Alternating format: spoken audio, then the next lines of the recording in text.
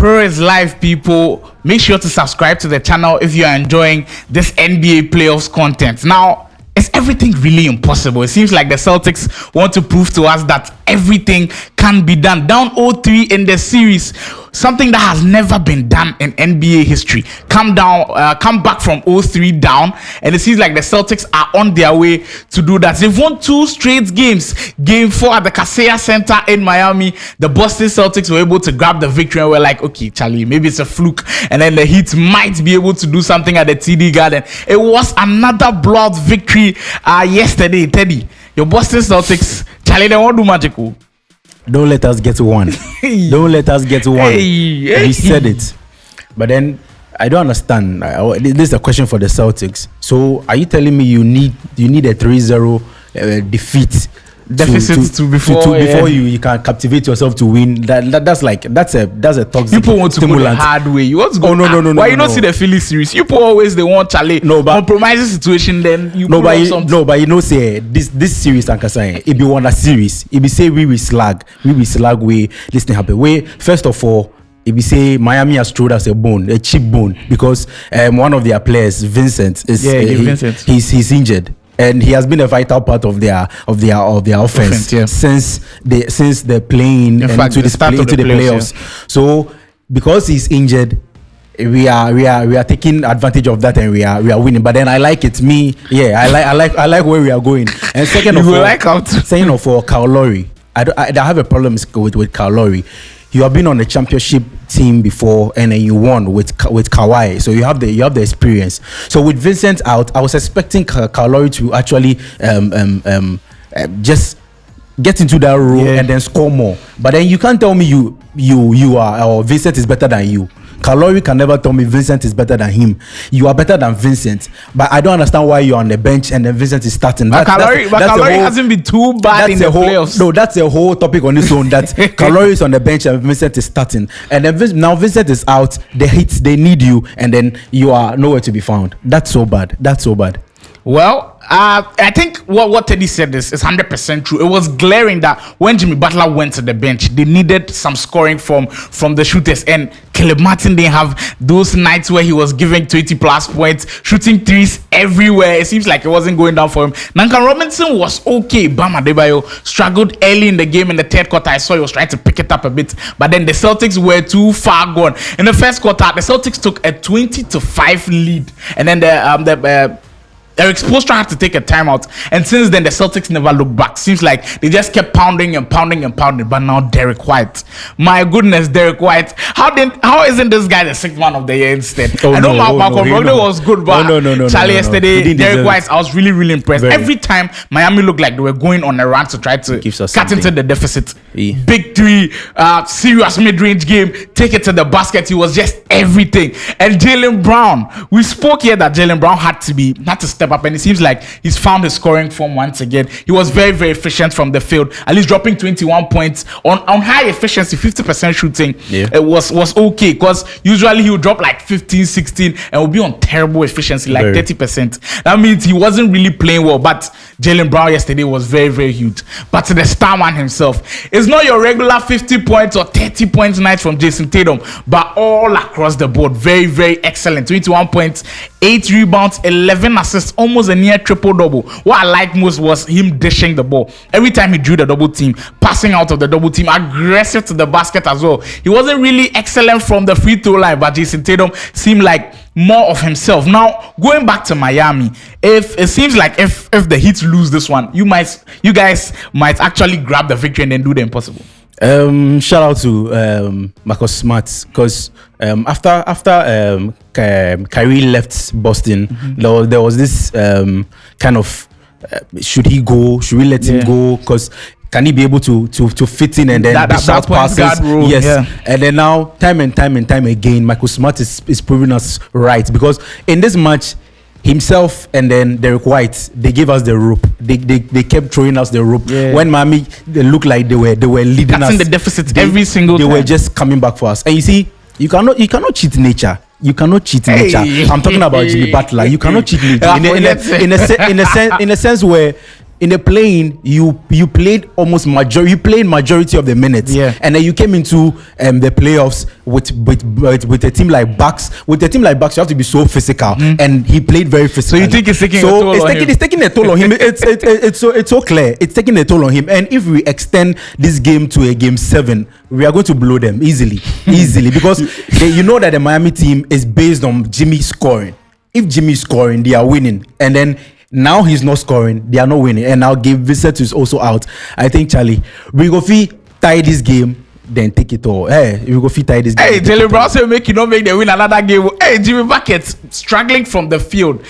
Jimmy Butler was not his usual self, but back in Miami, maybe he can do that. Now, another thing on the box score that was, I think, glaring to my eyes were the turnovers. Miami kept turning the ball over in crucial situations. Bam couldn't handle the ball well. In fact, even in some moments in the third quarter, Jimmy Butler was giving the ball away. So the Celtics kept pounding, and you could feel like the TD Garden pressure was getting to the Miami Heat a bit, and they were so good yesterday. So yeah, kudos to the Boston Celtics, who are on the verge of doing the impossible. Hey, Jimmy Butler, you want to go down in history as being on a team who have blown a 3-0 lead. Charlie, that part of history there. It can be done. You put win one game, now you post that the chat. Now 2 games. Hey, Charlie, no, right now they fear. Because if Gabe Vincent doesn't come back for game 6, it might be over. Oh yeah, if Vincent doesn't come back, it's over, because comparing Kyrie in the regular season and in the playoffs, he's still playing the same game he's playing.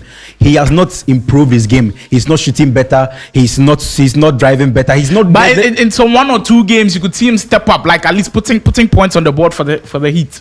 Whenever he's stepping up, when you look at Kyrie, whenever you see him stepping up, he's coming off from the bench. But then when he's a starter, he's not playing well.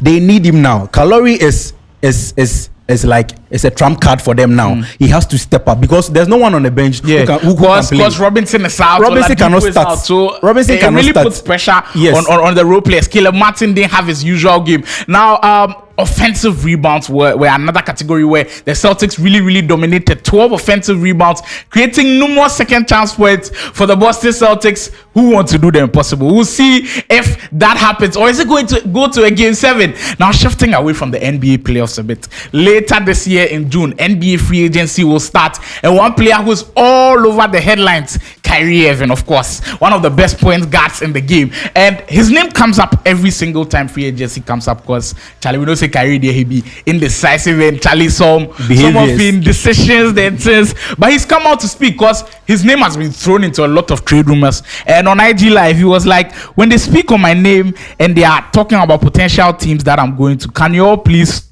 stop paying attention to that? So Kyrie is like, stop putting his name in trade rumors. But Kyrie, you are into free agency. You are almost there, because we know you might not sign with the Mavericks. You might even go to the Lakers. Teddy, where do you think is the best fit for Kyrie? But where do you think Kyrie is going to go in the first place? First of all, Kyrie must go to a team where he will be the main guy. No. Hey, no. Listen. I don't think Kyrie can be the number one option on a championship team. Listen. When Kyrie was with Bron, and then they won, so they had this dispute where Kyrie thought he was better than Bron, and then he went to Nets, and with the Nets there was this kind of friction. So it's like always, Kyrie feels like he needs to be like the leader of like every team he goes to. That's how he feels every time. So you see, in this, and when he went to Mavs, it didn't work out. Obviously, it didn't work out, because you can't have 2 players who always want to hold the ball. So ball dominant players, but Kyrie could play off the ball. So I think it worked in that aspect. But they didn't still make the playoffs. The Lakers shouldn't experiment this thing again, because So you don't think the Lakers should go for Kyrie? They shouldn't go for Kyrie, because Kyrie has an ego problem, and then he had a problem with LeBron, like I said, and they've cleared it out. But what if it comes back again? You see, when you sign a player like Kyrie and you are paying him high salary, because he's eligible for 220 million this year, and then he gets into a dispute with a player like LeBron, it destroys the whole culture, it destroys the whole team. So don't go for him in the first place. Let him decide on another team. They are superb teams, they are amazing teams everywhere, but Lakers, don't go for Kyrie. He's not your best fit. Hey, strong words from Teddy. Lakers should not go for Kyrie. Well, if the Lakers go for Kyrie, I don't see anything bad with that. But I feel personally that he should stay with the Dallas Mavericks because they are in need of that second star, someone to take the pressure off Luka Doncic a bit. Now, I said earlier that Kyrie is eligible for 220 million this year, but we know with Kyrie shenanigans. Last year, we had the problems with the COVID vaccine, him promoting that anti-Semitic video and everything. So it comes with a package with Kyrie, so I don't know how the Dallas Mavericks and Mark Cuban are going to figure that one out. But I feel like the best destination for Kyrie might be the Dallas Mavericks. But Kyrie going to the Dallas Mavericks. The Mavericks were at some point in time in this season fourth in the Western Conference standings. Kyrie got there, no Charlie, they don't make the playoffs. Yeah. Now it seems like there's a lot of pressure on them. So if they're able to get Kyrie back, they should surely make the playoffs and then make a big splash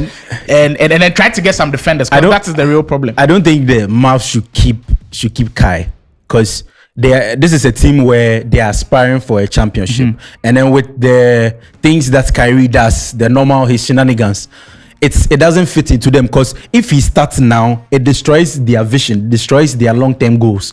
And he has won before. Kyrie has won before, so there's no pressure on him trying to win again. Even if he's having his off days, you can't force him because he has won before, and you are the one who needs to win. Look at this. So let him go, get another player, and Kyrie is just too.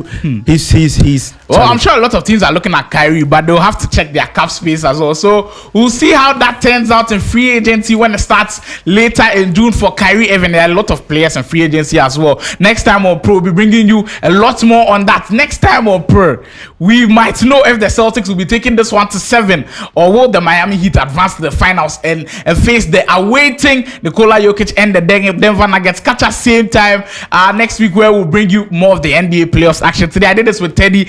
Subscribe to the channel, like the video if you're enjoying this one. We're out.